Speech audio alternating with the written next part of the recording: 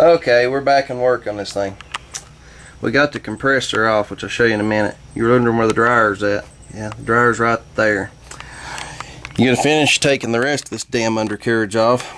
There's a bolt right here which holds the dryer. You see the empty hole there. You take that bolt off, be sure to do it before you take that clamp up there loose. I'd actually done had this off and put it back on so I can show you, because you will twist and break these damn lines trying to loosen that. And when you try to take it off, get your big fat hand in behind this and hold that thing.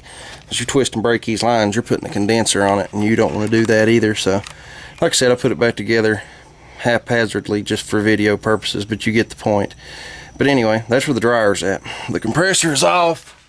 The compressor bolts up, if it'll focus, bolts up here, here, here, and here.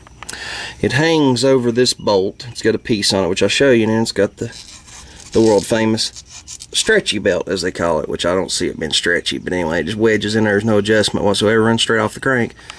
We've put new O-rings on, got them good and oiled up and everything, and we're pretty well ready to put this thing back together, but we're going to change the dryer, of course, and that's what I'm working on now. So let's change the dryer and I'll show you the compressor, and then I'll show you it put in.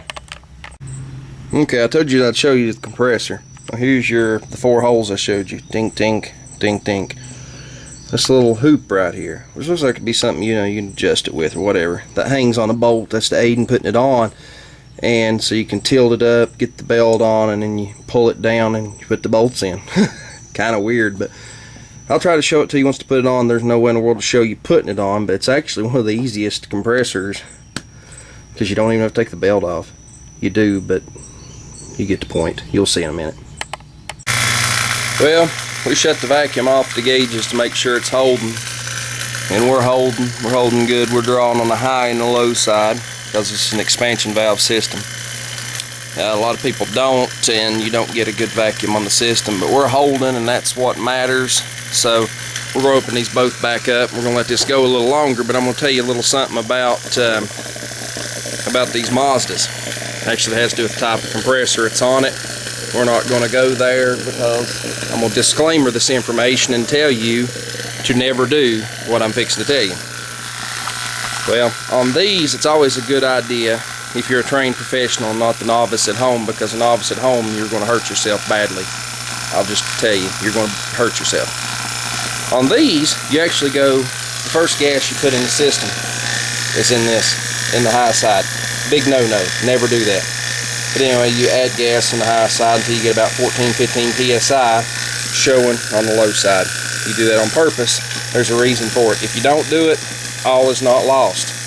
It just creates a little more aggravation in the process and just makes it go a little worse. But in the end, you get cold air and everything's fine. No parts damaged. Long story short. But like I said, disclaimer, never add anything into the high side of a system.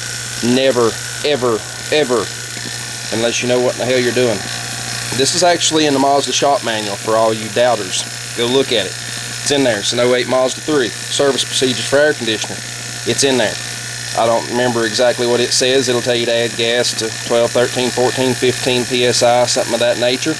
I don't know the exact PSI that Mazda calls for, but I do know for a fact it's in there because I have read it in there. But it has to do with the type of compressor it's on this car. So if someone wants to go haywire saying, hey, you never do that, you never do that. Bullshit. You do it. And there's a reason for it, but like I said, I'm not going there. But anyway, if you're at the at-home mechanic, this port right here is no-no. Actually, most novices that don't know air conditioning, you can hook a line to this and go, oh, okay. And they look at their gauge and go, oh, okay. They have no clue what it's telling them. It's just another like an idiot light. The needle swings up and they go, oh, okay. Only thing they know is this side, you know. And this system here, I don't know exactly what this system here particularly ran at. I know what it holds, I know what to put back in it, I know the pressures, but I know one thing about this one, a lot of people don't. I know the static pressure of this one. So when it's all said and done, I will know if I have it right.